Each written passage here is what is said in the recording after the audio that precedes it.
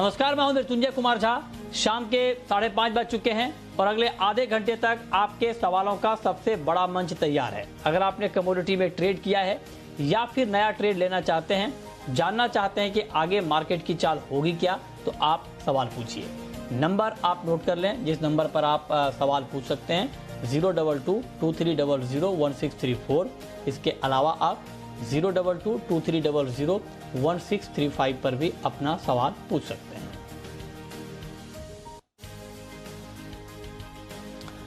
और आज हमारे साथ 4 खास मेहमान हैं। हमारे साथ हैं बीरेन वकील साहब, पैराडाइम कमोडिटी के, अनुज गुप्ता हैं IIFL सिक्योरिटीज के, और पुखराज चोपड़ा हैं एग्रीकल्चर मार्केट के जाने माने एक्सपर्ट हैं, और हमारे साथ देवेंद्र पटेल भी हैं, चेयरमैन हैं federation of Indian spice stakeholders के। आप सभी का बहुत बहुत स्वागत है। और हम आज सबसे पहले बात करेंगे एग्री वायदा की, जहां पर चौतरफा हरियाली का माहौल है। ज़्यादातर एग्री वायदा में आज तेज़ी है और सोयाबीन का वायदा तो 5400 के भी पार चला गया, अप्रैल का वायदा, मार्च वायदा 5500 के पार। तो एक ओवरऑल सेंटीमेंट काफ़ी अच्छा हो गया एग्री कमोडिटी का। तो क्या ये जो तेज़ी आज हमने देखी है या पिछले कुछ दिनों से जो हम देख पा रहे हैं, क्या ये आगे कंटिन्यू रहेगी या ये तात्कालिक तेज़ी है, कुछ दिनों की तेज़ी है? इसी पर हम बात करेंगे। मेरा पहला सवाल पुखराज चोपड़ा जी आपसे ही होगा, क्योंकि आप एग्रीकल्चर कमोडिटीज़ को बहुत ही क्लोजली देखते हैं, नज़दीक से देखते हैं। जो अभी की जो हरियाली है एग्री कमोडिटी की, इस हरियाली पर कितना भरोसा किया जाए सर?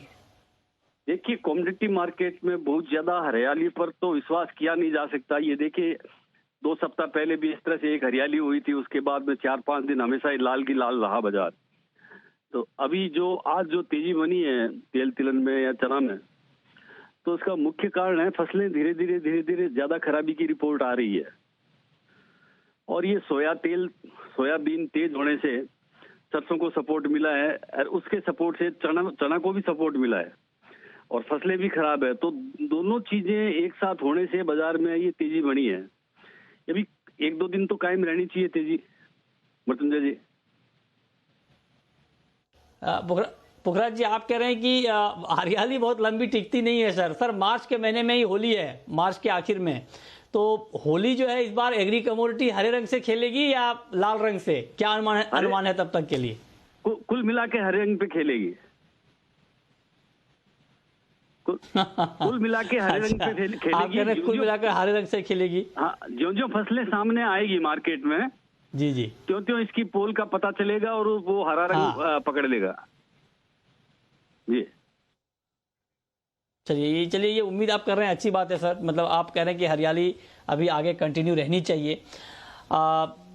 अनुज गुप्ता जी भी हमारे साथ हैं, और चूंकि एग्री कमोडिटीज को देखते हैं अनुज जी, पहले तो आपको बधाई नई पारी के लिए। आज आप हमारे साथ जुड़े तो हैं, आप हमेशा जुड़ते हैं, लेकिन आज जुड़े हैं एक नए कलेवर में जुड़े हैं आपने IIFL ज्वाइन किया है, आपको बहुत बधाई। और आप बताएं अनुज जी कि एग्री मार्केट का सेंटीमेंट आपको कैसा लगता है? मृत्युंजय जी, आपको बहुत बहुत शुक्रिया, आपने इस बात को कहा, क्योंकि आपसे हम काफ़ी समय से जुड़े हुए हैं और अब ये नई पारी है तो डेफिनेटली आपका सपोर्ट रहेगा। तो कोशिश करेंगे कि जिस तरीके से हमने पिछले सत्र में अच्छा काम किया है, तो आगे भी अब इस नए पारी में हम इन्वेस्टर्स के लिए काफ़ी अच्छा जो एडवाइजरी है वो यहाँ पर लेकर आएँ। जहाँ तक सवाल है एग्रीकल्चर कमोडिटीज़ का, हमें लगता है कि यहाँ पर एक अच्छी तेज़ी बनती हुई दिखाई दी है, क्योंकि अगर हम देखें तो अगर हम इसको ओवरऑल ग्लोबल लेवल पर देखें तो क्रूड से ये स्टार्ट होती हुई दिखाई दी है।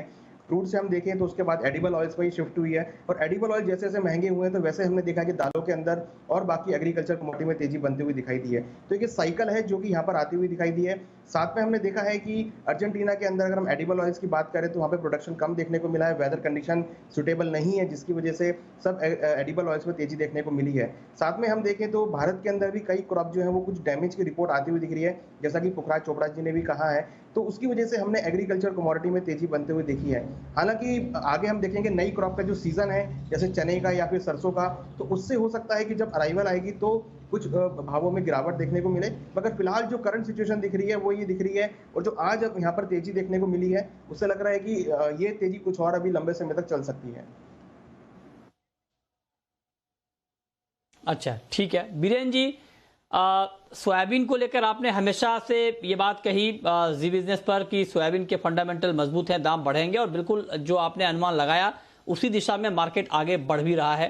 अब यहां से सर आपका क्या व्यू है सोयाबीन के ऊपर या पूरे ऑयल कॉम्प्लेक्स के ऊपर? अभी भी मेरा ओवरऑल व्यू तो बुलिश ही है, बट अब मुझे थोड़ा ऐसा लगेगा कि मैं 30-40% लॉन्ग पोजीशन पे प्रॉफिट बुकिंग करना प्रेफर करूंगा, क्योंकि थोड़ा सा ये क्राउडेड ट्रेड हो गया है। दूसरा, ब्राजील से चाइना की और जो कार्गोस जा रहे हैं फिजिकल बीन्स के, उसमें भी मुझे थोड़ी वो लाइन में थोड़ी कमी दिख रही है। प्लस कमोडिटी वॉलेटिलिटी को देखते हुए क्रेडिट लाइन काफ़ी टाइट हो रही है। बैंकर्स कमोडिटी वालों को पैसा देने में थोड़े हिचकिचाहट फील कर रहे हैं। और आगे मार्च आएगा तो लिक्विडिटी, सब भी फसलों के लिए आपको पैसा चाहिए, फिजिकल बाय करने के लिए तो चेक लिखना पड़ता है। तो मुझे ऐसा लग रहा है कि कुछ मार्केट्स थोड़े ओवरबॉट जोन में है, हल्का फुल्का करेक्शन आएगा। ये शॉर्ट सेल का हिंट नहीं है, बट हल्का सा प्रॉफिट बुक करके ठीक है, पैसा ले जाने का हिंट है। ठीक है, ओके। मसालों की बात करते हैं, यहाँ पर भी जोरदार तेजी है। देवेंद्र पटेल साहब हैं हमारे साथ, फिश के चेयरमैन। पटेल साहब, क्या लगता है अभी और तेजी बाकी है क्या मसालों में, खास करके जीरा, टर्मरिक, कोरिएंडर में? जीरा में ऊंझा मंडी में 62,000 बोरी की आज अराइवल है। गुजरात की अन्य मंडियों में मिला के 40-45,000 बोरी की और अराइवल है। राजस्थान की मंडियों में भी 15 से लगा के 22-23,000 बोरी की अराइवल स्टार्ट हो चुकी है।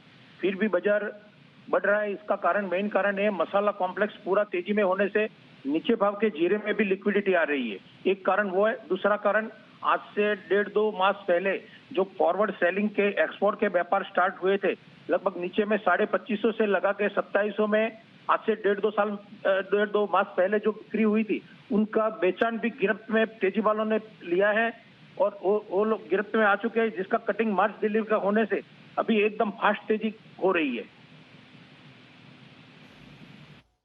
अच्छा, ठीक है। तो ये आपने रीजन बताया कि क्यों दाम बढ़ रहे हैं। बहुत शुक्रिया पटेल साहब आपका, पुखराज जी आपका, हमारे साथ जुड़ने के लिए और एग्री मार्केट पर अपनी राय देने के लिए। अब हम बात करते हैं कि शाम के कारोबार में आपको गोल्ड में, सिल्वर में क्या करना है। तो अनुज जी बताइए, इवनिंग मार्केट में गोल्ड और सिल्वर में क्या ट्रेड लिया जाए? मृत्युंजय जी, देखिए इंटरनेशनल मार्केट में $1727 के आसपास गोल्ड ट्रेड कर रहा है। लोअर लेवल से काफ़ी अच्छा बाउंस बैक देखने को मिला है और सिल्वर भी अगर देखें तो $26 के ऊपर सक्सेसफुली ट्रेड कर रहा है। वीकली बेसिस पर देखें तो यहाँ पर एक अपसाइड मोमेंटम में मार्केट आता हुआ दिखाई दिया है। तो कहीं ना कहीं लोअर लेवल पर जो खरीदारी लौटी है उससे ये लगता है कि मार्केट में अब एक तेजी का ट्रेंड यहाँ पर बन सकता है। तो इवनिंग ट्रेडिंग सेशन के लिए हमें लगता है कि गोल्ड के अंदर खरीदारी करना चाहिए। करंट रेट के आसपास 44,700 के आसपास खरीदारी करें। 44,400 का स्टॉप लॉस लगाएं। टारगेट 45,200 तक देखने को मिल सकता है। मींस इंटरनेशनल मार्केट में करीबन 1740 से लेकर $1745 तक के लेवल देखने को मिल सकते हैं। सिल्वर के अंदर भी हमें लगता है कि करंट रेट के आसपास खरीदारी कर सकते हैं। 66,200 का स्टॉप लॉस लगाएं। टारगेट 68,400 तक देखने को मिल सकता है। तो इंटरनेशनल मार्केट में डॉलर वीकनेस की वजह से अच्छा सपोर्ट आता हुआ दिख रहा है। इवनिंग सेशन के लिए खरीदारी का ट्रेड लेना चाहिए। ठीक है, ओके। तो आप करें इवनिंग मार्केट में बाई करके चलना चाहिए, खरीदना चाहिए। क्रूड में अचानक गिरावट बढ़ गई है, बीरेन जी क्या रीजन देख रहे हैं इसका, और क्या क्रूड में गिरावट और बढ़ने वाली है, क्या बढ़ सकती है? उसमें मार्केट थोड़ा हल्का सा सेल साइड दिख रहा है। एक तो यूरोप में थोड़ा लॉकडाउन थोड़ा स्ट्रिक्ट हो रहा है, तो मे बी के टूरिज्म ट्रैवल का जो रीओपनिंग था वो शायद डिले होगा। प्लस कहीं भी जियोपॉलिटिकल टेंशन भी अभी फिलहाल कम है। डॉलर की थोड़ी तेजी है, वो भी एक कारण है प्रॉफिट बुकिंग के हिसाब से। तो यहाँ ऐसा लग रहा है कि फिलहाल अप्रैल फ्यूचर्स में शॉर्ट किया जाए। यहाँ शॉर्ट कर सकते हैं 4850 के आसपास, 5005 का स्टॉप लॉस लगा के, और नीचे में अपने को 4650 4700 तक का प्राइस मिल सकता है। ठीक है, ओके। ये रहा आपकी कच्चे तेल के ऊपर। कच्चे तेल में इस वक्त करीब करीब 0.25% की गिरावट दिख रही है। अब वक्त है रैपिड फायर राउंड का।